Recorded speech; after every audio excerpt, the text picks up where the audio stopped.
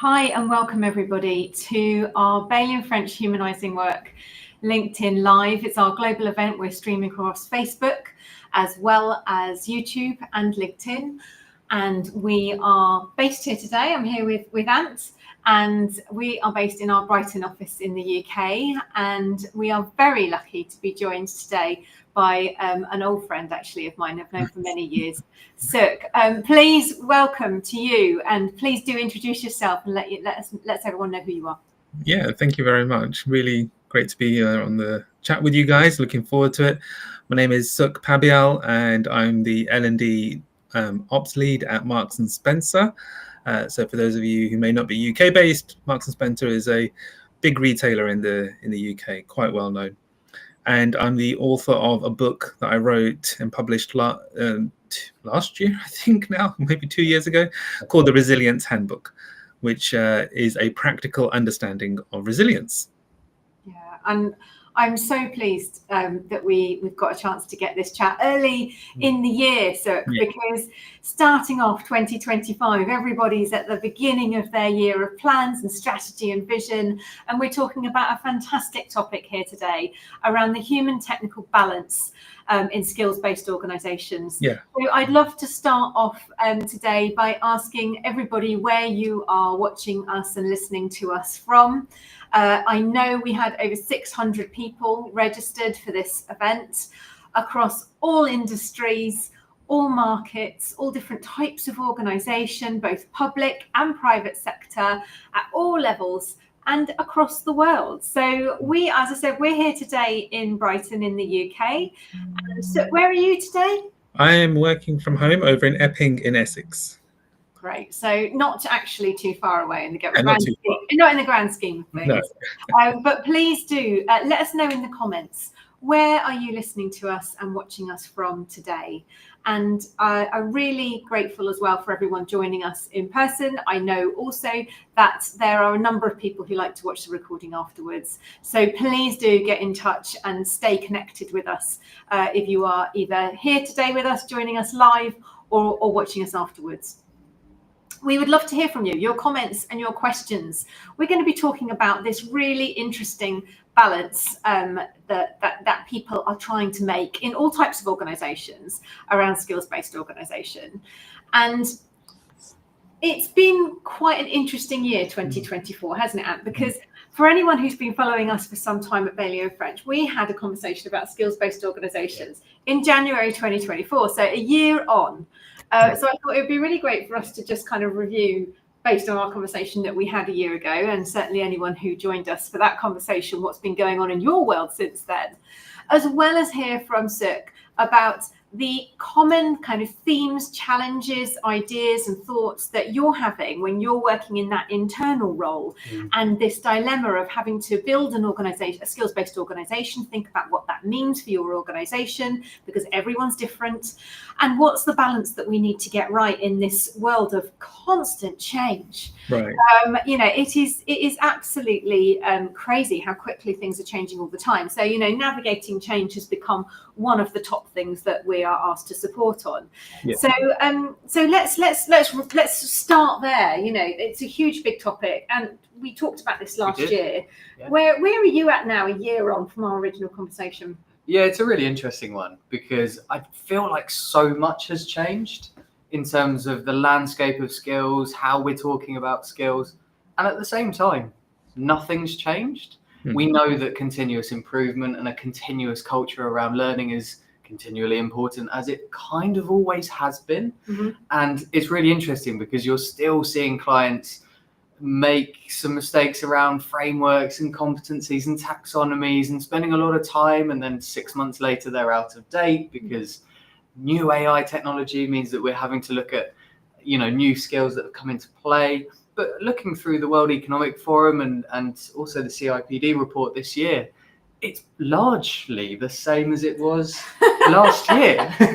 That was kind of my reflection. I think that's really interesting. Hello, Mags. Thank you for letting us know you're dialing in today from Norfolk. I still say dialing in, but you're not dialing in. Yeah. Watching us and listening. So please do join in the conversation with us. We can see the comments here live on the screen. Please do share with us where you're actually watching from today live.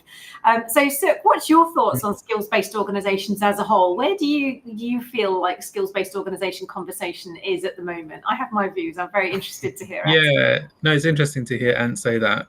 In the last year, that it feels like that a lot has changed, and at the same time, nothing necessarily has moved on in this space.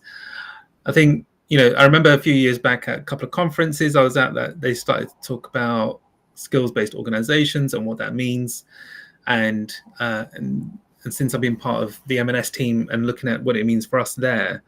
We're at the early stages of that work ourselves, right? So we're also just trying to figure out and understand, how do we think about skills across the organization? So we do it within pockets, right? So we do it within different business units and areas. They have a really good approach to what skills look like. But right across the organization, we don't have it fully kind of scoped out.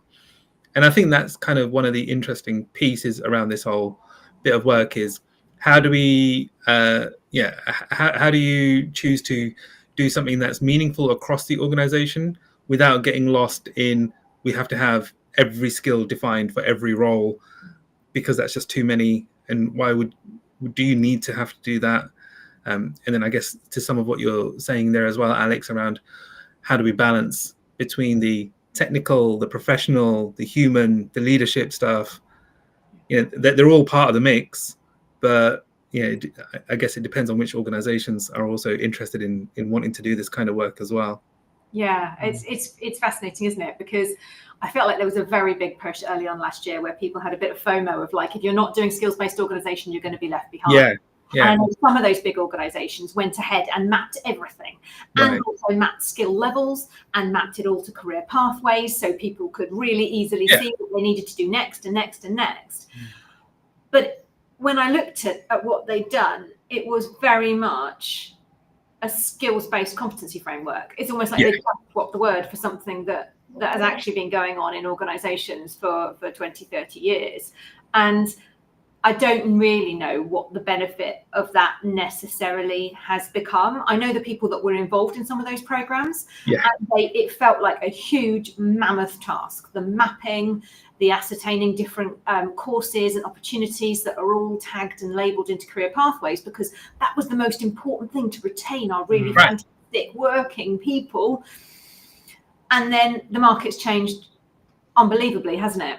And it feels like more of an employer's market, and actually the retention is still really important. We need to retain really good performers in our organizations. But it's just like there's a little bit of a dial change in terms of, certainly in the UK and Europe, in terms of what's happening and why people are even interested in skills-based organizations in the first place. What's the need to go down that route? Because it certainly was the retention from one angle, and then also this keeping up with the Joneses, essentially, in terms of AI and tech. AI is going really fast. You're not going to retain people unless you're developing them in the skills that they know they're going to need for their future career, and everything's going to change. So this fear-based model almost. I don't know if you recognise that. Obviously, you live in a different world, operating within such large organisation. Yeah, we're constantly bouncing in and out of lots of other organisations. So did you feel that too? It's fascinating. So I guess the fear for us is less. So yes, of course, there's an interest in wanting to make sure that we do retain our best talent and make sure that they're clear as to how to build out their career pathways and what that can look like. And that is the early stage work for us, right? Is to try and understand, what does that analysis tell us about the strategic skills that we need to really maintain? But what I think the research work that we've been doing and that I've been looking at in the last couple of months, what that's been telling us is, this isn't just about the retention strategy for our top talent. This is also about how we remain competitive on the high street. And it doesn't take much to really look down the high street and see that, BHS and Debenhams and House of Fraser, well-known high street names in the UK are not there any longer. And we're one of the few retailers who have been able to weather that kind of storm and constantly look to reinvent ourselves. And I think this is where the skills strategy and skills-based organization stuff is really interesting, is because I think it allows us an opportunity to really examine and think about what are those competitive skills that we know we need to keep maintaining, because if we don't, then we will lose the high street, and we don't want to be there. We're not there, right? We're actually quite on an upward trend, more so than we have been for the last decade. And so we want to maintain that, right? We want to maintain that kind of high performance that we have started to really hit quite a strong stride with. And so for us, there's really important questions to think about. What are those competitive roles, the roles leading to the skills, and therefore how do we start to build that capability beyond the kind of buy strategy as well, right? So we need to have a good balance. There has to be a good mix of, talent acquisition activity around finding skills in the marketplace, etc. But we're a company of like 65,000 people. We know that there are people who are interested in wanting to develop a long-term career with us.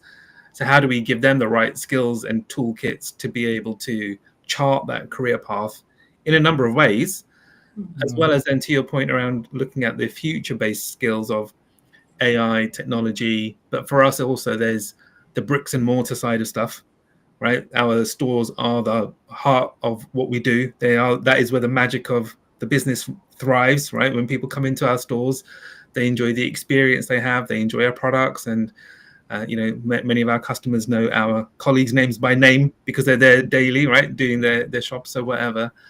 So there's that, come back to the human skills that you're talking about, the human experience of customer service and of being valued for coming in, not just because you were buying products, but because, it's Alex. How are you doing, Alex? What's been going on today? You ready for your sandwich? Is that what you're here for? All that kind of informal, natural conversation, which makes you feel like, thanks, that was nice. I haven't had a chance to say hello to anyone today, but I appreciate you saying hello. That kind of stuff matters, right? It really does. And that being human on purpose and recognizing what it is about us that's really human, and making sure that we have that interconnectedness and that interdependence that is so critical for us as a species. It's so easy, I think, to override that. And to forget that it's something that we all really need. Yeah. And then it's almost you can when you get it, you feel so great, and you think, I wonder what I had a great day today. I don't know what I did. I just spoke to lots of different people. But I think we can override that somewhat, and that's quite concerning. But I'm really interested in how much a brand actually has just kind of popped up whilst you were talking to me, kind of intuitive leap around how much of the brand actually demonstrates the human experience to the customer experience that you're trying to create. Whether or not there's almost like an organizational assumption that because the external brand is quite human, that everybody delivering that has got the human skills that's required to deliver that. Do you see that with the clients you talk to? Yes, because matching the skills with your strategy, but keeping human experience at the heart of that strategy is what most people are really struggling with, that I'm seeing. So whether you're in professional services or in, even software engineering, if you don't have a human core in terms of the product that you're trying to create, or me walking into Marks and Spencer's and feeling like I belong no matter who I am, that's an intentional strategy that organizations have to put together.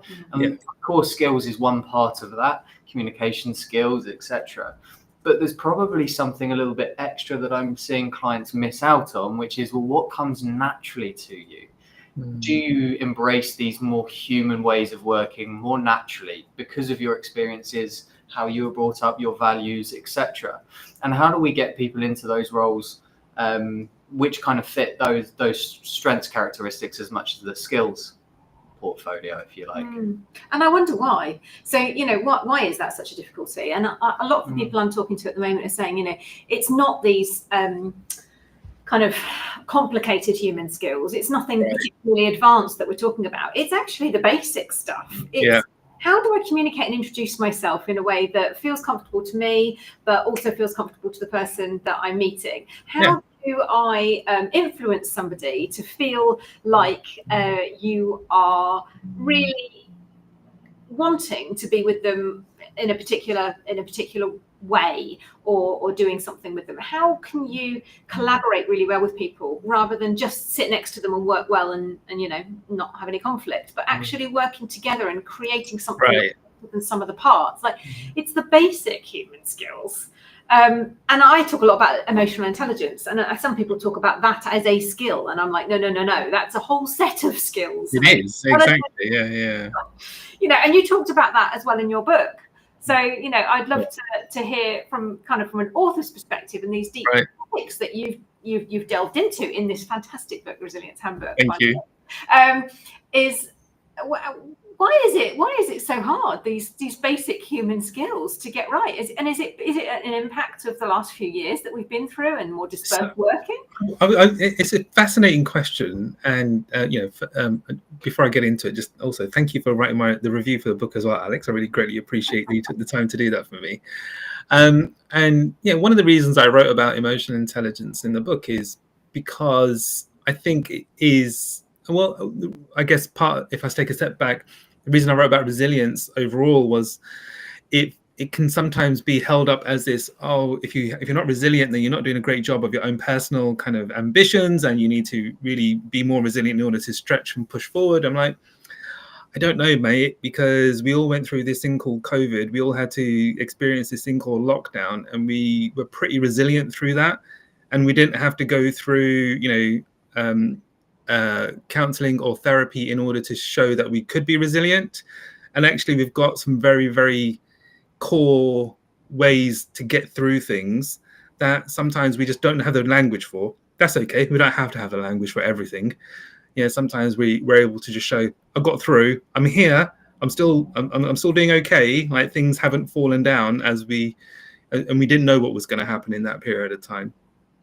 And so I guess coming out from that then, and now we're in this space where, and I'm thinking about my children in particular, right? My boys are about to turn 18. My daughter she turned 15 yesterday. And they're in this world where talking digitally and through technology is the primary way that they talk to everyone. That's the way they talk to me, right? And I'm their dad, right? And, I'm the one who has to, video call them and go, like, how are you? What's going on? Whereas, I had to send my daughter a message on Instagram to ask her to come down for dinner. Right, exactly, right? This is how it is. And I think in that, we do lose an element of the kind of, the stuff that we learned when we didn't have that kind of technology around, of you got to pick up the phone, you got to speak to somebody, or you got to go around someone's house, you got to knock on the door. Hi, can I see Alex? Is she? And I'd like to go out to wherever. And like all that kind of stuff is missing in an important way. And so I think it's a really interesting time we're in at the minute, where I think even not just for the young, but also for quite a lot of us in the workforce now, what's the normal way that we talk to each other? Teams. Right? It's just super, super quick, right? It's Teams or Slack or wherever.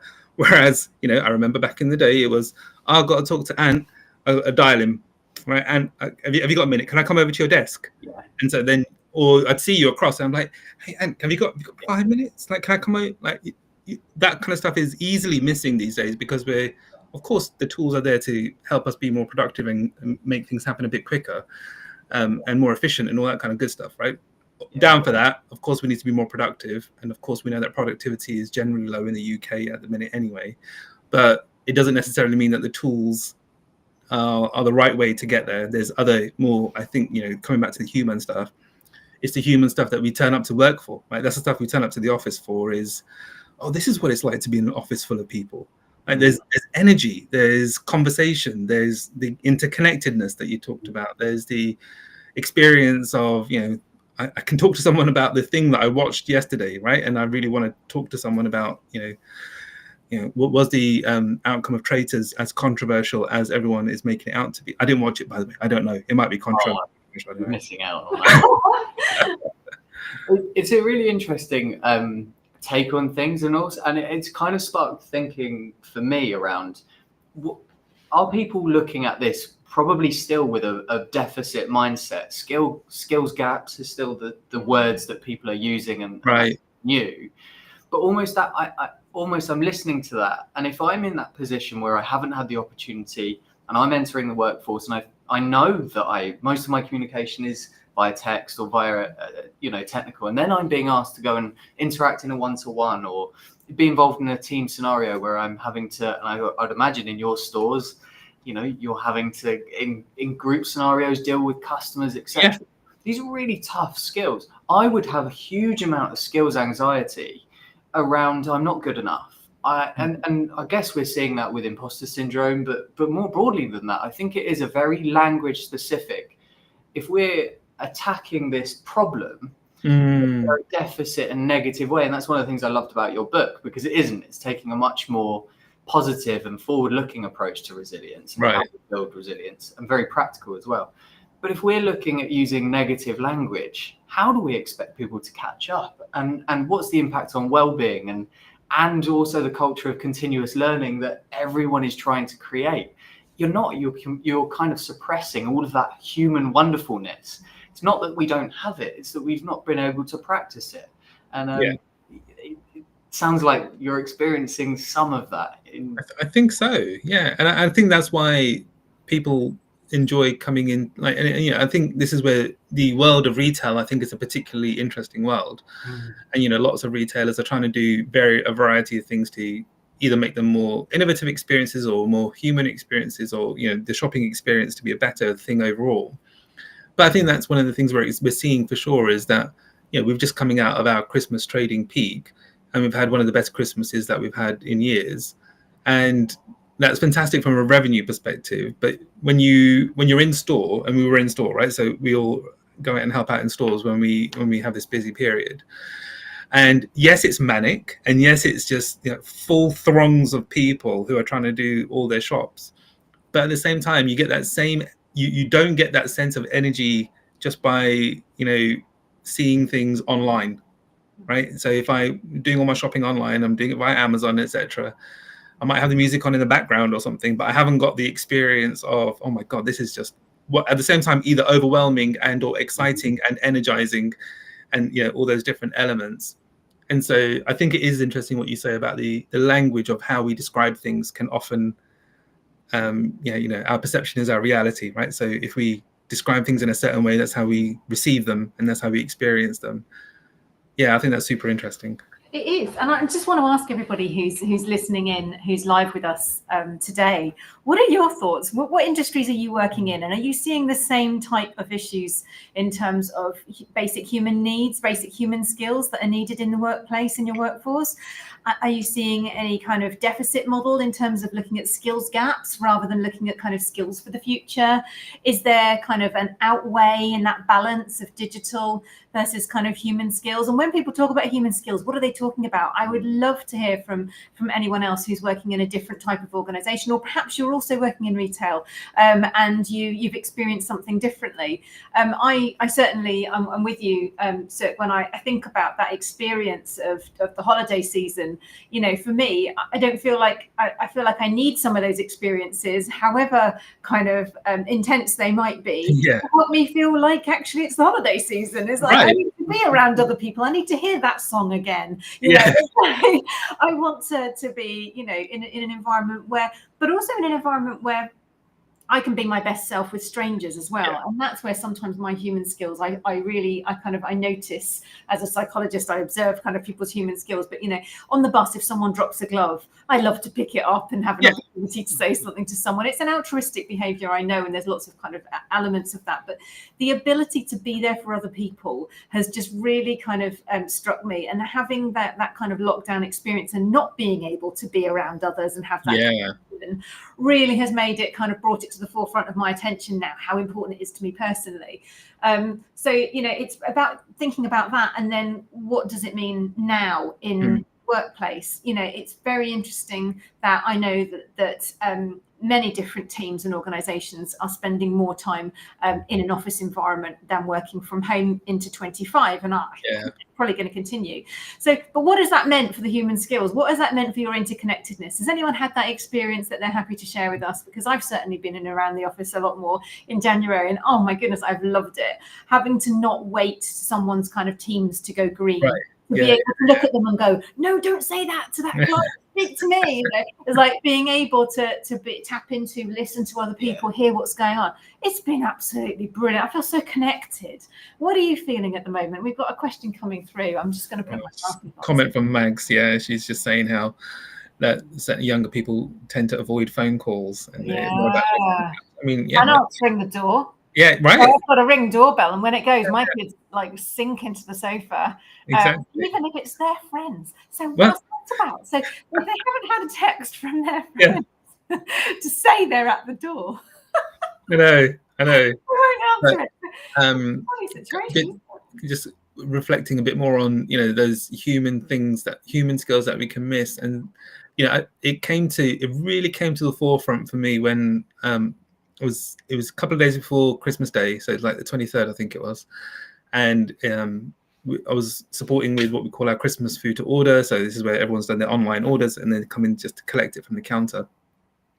And this customer turned up, and one of our colleagues, Deborah, she was there, and she noticed that the customer was just shaken. There was something going on for her, and she went over and she said, you know, she just had a bit of a conversation. And it turned out that this woman's husband had passed away like the weekend, and the order was still there. So she'd just come in because she just didn't know what to do, and she was coming in to collect the order, even though her husband wasn't going to be around and she couldn't share it with him. And there was just a whole load of stuff that just kind of went on around that. And Deborah just in this very human way, and I loved the way that she did this. She just gave her a hug. She was like, look, come on, let's just go and talk. Right, tell me what's happening. And that kind of sense of community, right? That kind of sense of belonging, and that sense of that you can learn how to do that for sure, right? You can learn how to be empathic and empathetic and compassionate and all those kind of things. But when it comes through just so authentically, and it comes through just in the moment that you recognize that someone needs something that they can't express themselves because they don't know what they are trying to express or say. That was just such a wonderful thing to see and experience. And I spoke to Deborah about it after. I said, Deborah, that was amazing. And she was like, but you know, this is what some people go through, Suk. She's like, you know, we don't know what people are going through when they come into the store. And I saw that something was going on. I went over, had a talk, and yeah, I'm just, you know, and that was it, right? That's just what happened. It's like, thank you for showing us just how wonderful humans can be, right? It's a great example. And I think the question that it raises for me whilst you're sitting there is I'm thinking, like, would my kids do that in 3 years' time when they first start work and that happens to them? Mm-hmm. Have they got the skill to know? Right. And part of that, a lot of that's on my shoulders, right? Have I taught them the right thing to do? Have I role modelled those human skills in a way that they would at least know what to do, even if they weren't confident enough to do it? Yeah. And I think, that's just that question in my head of, you know, what are we creating? And that, you know, there's a bit of worry there for me because, you know, my kids are 14 and 15, and, you know, they see an awful lot of stuff online that I never would have had access to. And it worries me about the desensitizing of kind of sensitive information whilst their brains are still forming. Does that mean that they're not going to feel the same kind of emotions and empathy that we would feel from being shocked about certain incidents because we're seeing them all the time? And, you know, this kind of like, don't do something in public in case someone's actually videoing you and you do it wrong. It's like, you know, there's that fear of this could be broadcast so broadly, and I never think about anything like that, you know. And even being here, I feel like we're just sat together having a chat, and there might be hundreds of people joining us today. If there is, I'd love to hear from you. Thank you so much for joining us. We've got Suk here from M&S, and there's myself and Ant talking about skills-based organisations and the human technical skills balance. And I think maybe if we kind of come back to that a bit more, we're seeing this technical kind of AI push. There's lots more tools that we can all test ourselves. There's little stars that are appearing on every app that I own that I can click the button and see what does that mean. You know, are we being curious? Are we learning those technical skills ourselves, or are we looking to organisations to develop both our technical and human skills? Is that something we're expecting to get from the workplace? Or is it something that actually we might be getting elsewhere? So Kevin, thank you for joining us from Newfoundland. I'd love to hear your thoughts. Are we getting those technical and human skills from the workplace? Are we getting what we need from our development? Or are we being left to kind of explore what that is for us outside of work? And if so, what kind of information are we getting? Are we getting the good stuff? Are we getting something that's been tested, that's got evidence-based research behind it, or are we listening to a guru who's written a book but didn't have a lot of research behind what they've written? And it's very interesting to understand where people are getting their information from. Is it a TikTok influencer who perhaps has become a creator in a particular subject? Yeah. They're learning about things that they're applying to the workplace from someone who doesn't have any experience in it. Is that happening? Because I think it must be happening, isn't it? What do you reckon? I think so. I was going to hear from Suk, but I definitely think there is something around skills and the technical stuff where we almost don't have the time to not learn it. Yeah. Which is an interesting one, because I don't think any other skill, even human skills, we can't learn those quickly. Human skills, leadership, empathy. Yeah. It takes time. It's not done on a 1 hour workshop. But actually, can I ask ChatGPT very quickly to go, what's the empathetic version of doing this? I haven't quite got the skill, but funny enough, the technology does have the skill to tell me what I need to change to make me appear more human, even if I haven't. And that's how I'm learning the skill to respond in a more human way. I kind of don't have the time to not learn these critical skills, which are going to help me with my human skills. It's a bit of a paradox that I'm seeing at the moment. Yeah, that's interesting. It is. It's so interesting. And yeah, to your point around where and who are we learning the skills from, I think certainly the TikTok generation look to TikTok, right? That's where they, I talk to my kids about, some of the subjects that they're studying around maths and physics and things like this. And I'm like, okay, and where are you learning things from? And they're like, well, we've got a digital resource. It's called whatever it is. And that's where I go, or I'm watching a YouTube teacher talk me through it. And that's just super helpful and useful. And I'm like, oh, okay. As well as your teachers, as well as kind of the normal schooling systems that are in place as well.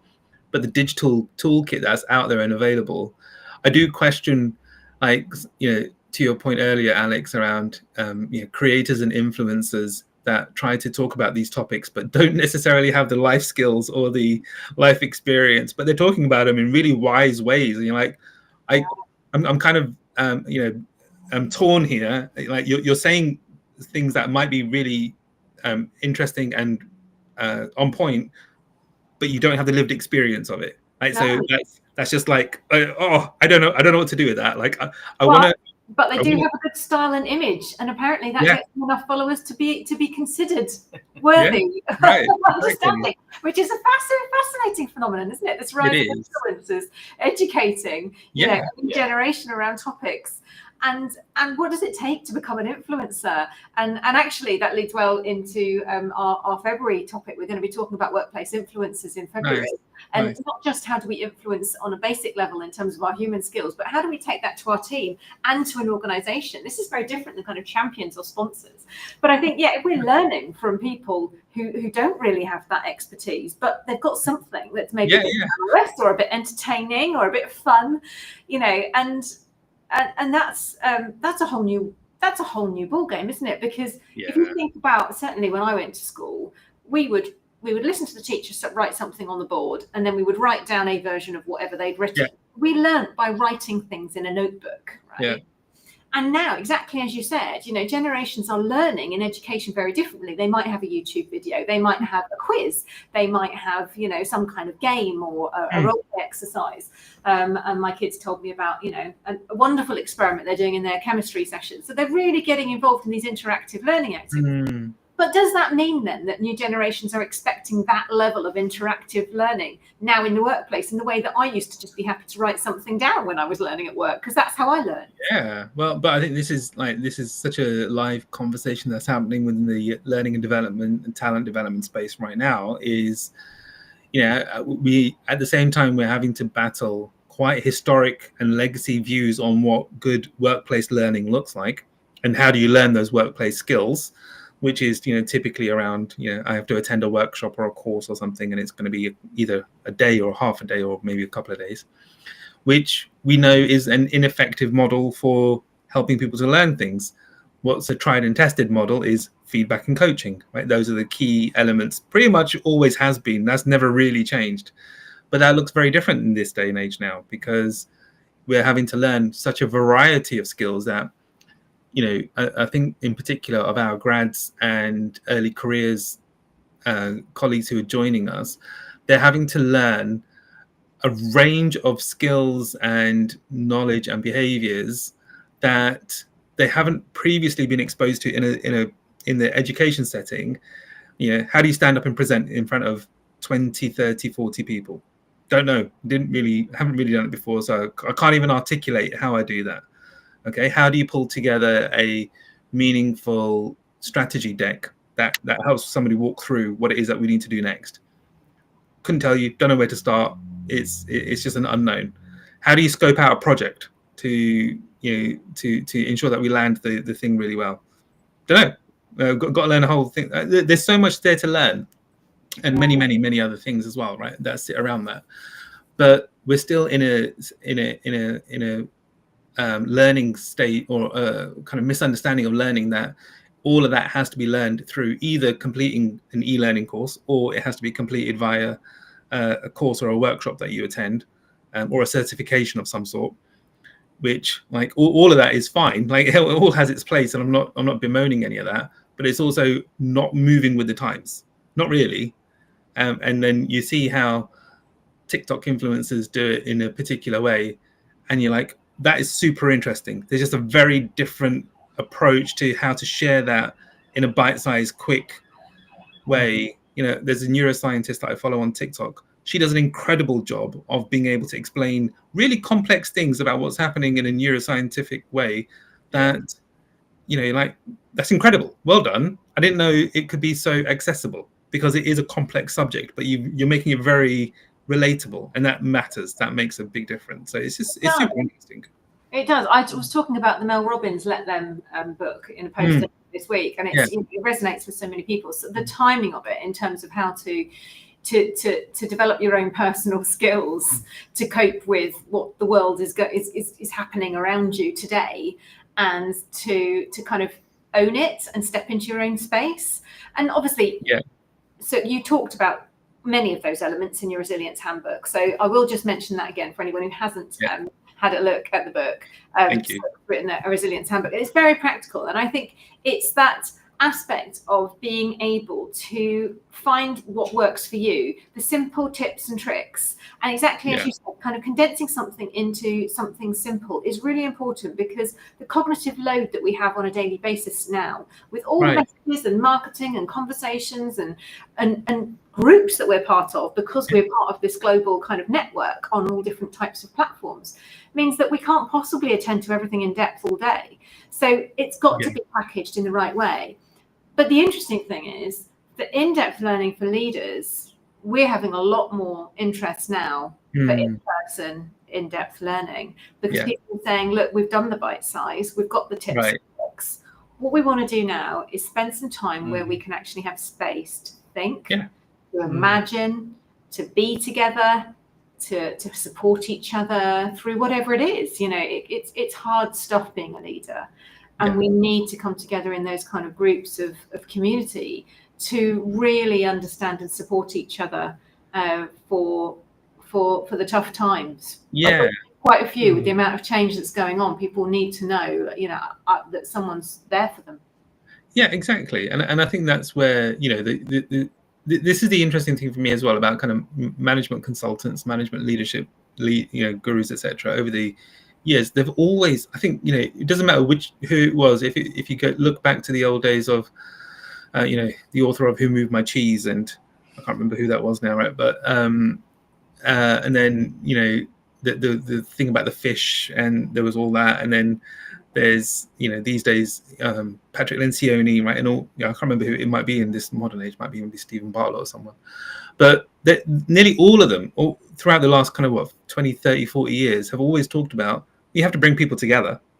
Right? That's always been a key thing that enables high performance at work. Is you got to bring people together. You got to give them a clear purpose. You got to give them a clear vision. You got to give them space to be able to talk. People got to be heard in some way, shape, or form. You have to be able to give feedback. You have to be able to take that and do something useful with it, action on it in some way, be proactive in some respect. Those things haven't really changed over the years. So there's a set of, I think, what I would term kind of evergreen skills, right? That you kind of always these things always have needed to be there. I think what's fundamentally changing in this day and age is that the way that technology is interrupting a lot of those processes. So do I need to have to come in and have a talk to you because I can just message you? And does it have to be an in-face conversation? Can it not just be something that I just sent you on a voice note or a text message or something? And that's where we're being interrupted in those kind of processes of, oh no, but it's important to actually have a conversation. It's important to actually hear the thing that's trying to be expressed. It's that realization, isn't it? That when we're learning, we have those aha moments.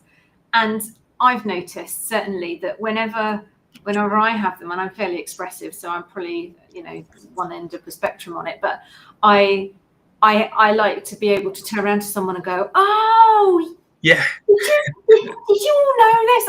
I just realized this is the thing. That's amazing. And I want to talk about it, and I want to hear what someone else's aha moment is. Yeah. And I want them to say to me, oh yeah, I couldn't believe it when I realized that was what it was, or that was the thing that happened. It's that learning together brings, that you can't get from any isolated self-directed learning. Right. I love self-directed learning. I love, spending hours reading a book or a research paper, but it is really powerful when you have that, as I said, almost like that common experience that feels so connected, where I go, oh, there's the thing. And we often have, very different thoughts on things, me and Anne, and it's great. I absolutely love our conversations where to other people, it may seem that we're actually arguing. And I don't think they really know we aren't, but it's just that we keep going because we're quite right. at a level of challenge, and then we get to a point where we go, that's the thing. But it can't happen in isolation. And it can't happen on Teams. It's this thing that's like fueled by the energy that we're bouncing back and forth, where we have these mirror neurons of the nonverbal communication that matters so much. And I'd love to hear from anyone else if they've got any questions. We're going to be closing up in about 5 minutes. So what are your thoughts on everything we've been talking about today? What are the human skills that we're missing? Where's the balance sitting in your organization? Are you learning your human skills and technical skills internally in organizations, or are you learning them, in your own time? What struck you, and where do you like to learn, and how do you like to learn? And I think some of those questions we need to bring into organizations, don't we, Sukh? Is to be able to say to people, look, we've got the same content. It's available on a podcast. You can read it in a blog. You can actually join in a workshop if you want to talk to people about it. But here's your pick and mix. And I think that's certainly what I'm seeing, is this choice. We have choice as individuals outside of work, and everyone's now expecting that internally. And I'd be interested to know, kind of, do you offer that pick and mix choice? Do you give people the chance to choose where their learning is at? Yeah, for sure. I mean, like many companies, we have self-directed offering via LinkedIn Learning as our provider of choice. And then there's plenty for our store colleagues. When they access their learning, they typically have to go into what we call an academy store. So within the whole network of stores that we have, you have certain hubs where you go in, and that's where you do your main learning. I think the problem most retailers face is that the off the floor time to learn is valuable time off the floor. So we have to make sure that that's the best time off the floor. So even if that's digital learning, then are we ensuring that you're accessing things in the best way possible, so that you can get to the thing really, really quickly. But if you're needing to come to an academy store and spend a few hours to learn a new thing, then have we designed for that learning to be a really great learning experience? And it's those things which matter, because when they go back to the shop floor, they have to be able to put those things into practice pretty much immediately. And if they can't, or if they haven't been able to, then that's a failing on the learning design side of stuff, right? It's not I don't think it's ever fair to say, oh, but the person didn't know what to do. Well, they could know what to do if the learning design was strong enough that helped them to get there really, really easily. And I think that's often the missing catalyst is that piece where sometimes I think we put the onus too much on the colleagues to say, but they didn't do the thing. It's like, well, how easy did we make it to do the thing? Like if we made the process and the thing they had to follow pretty complicated, I wouldn't have been able to do it, let alone someone who's trying to also fill the shelves and deal with Mrs. Miggins who's got a question about the product over there. Like all that kind of stuff matters. Yeah, absolutely. Also, because there's something really relevant, I appreciate we're out of time, so sorry. But there was something that really struck me the other day. I found a recording of one of my first coaching sessions that was part of a leadership program that I attended years ago. And I think there's something for me, and I listened back to it and I went, wow, that was amazingly powerful for where I am right now. And then I learned something from it. And there was something for me about how we measure learning, because what you're saying there is totally relevant. People don't have time. We need to make it impactful. How do we measure it being impactful? It's that they can use it here and now. I think we've got to remember, though, that there is a lot of skills that you're going to learn in that session, and there's going to be the way that people interact or a conversation that you're not going to put into practice maybe years later. But it's still doesn't take away from the fact that it is incredibly powerful and incredibly relevant to helping that person be the best version of themselves. They might go away and use it immediately, you never know. Or a stepping stone to something else. It's like, actually, I might end up doing it in a different way. Yeah, or just someone else having that aha moment that you were talking about. It's almost how we measure learning is still really difficult to grasp some of those intangibles over time, I think. Yeah. I've had so many kind of different thoughts and intuitive leaps whilst we're talking that we don't have time to cover everything today, but I've absolutely loved having this very open and organic conversation, which I know we've done previously without anyone listening. So it's helpful and interesting to feel that actually there might be some other people out there that get a chance to have those aha moments as well and think about what it means for them and their team and their organization. So thank you everyone for joining us here today. You'll see the QR code with our human skills in the top corner. We've got some really fantastic opportunities for people to learn some of those basic human skills in a way that really suits them, and we'd love to hear your thoughts on those. So please do get in touch if that's interesting for you and your organisation. We will be back again next month talking about workplace influencers across all our channels. So please do sign up for our next event, which is already available on LinkedIn. Thank you so much, Ant, for joining me here today on the sofa. It's great to have a continuous conversation from last year's chat about skills. And Sukh, thank you so much for joining us. Thank you for having me. Really great conversation. I always love talking to you, and such good fun. Fantastic. So thank you so much for being part of this today. Of course. Thanks very much. Good. Well, thank you everyone who's been listening in, watching in, and for people who are watching this afterwards as well. Please do get in touch. We'd love to hear your thoughts, comments, and questions. And from everybody who is joining us in our current time zone in the UK, have a lovely rest of your evening. But for all those people who are joining us across the Atlantic over in the US, particularly all my friends from Texas, hello and welcome to your brilliant Thursday. I hope you have a fantastic rest of the day. I know you're starting out early this morning. So thank you for making the time to listen in and join us. And I hope we get a chance to speak to you all very soon. So thank you very much. Take care. Have a brilliant rest of your day and join us on the next one.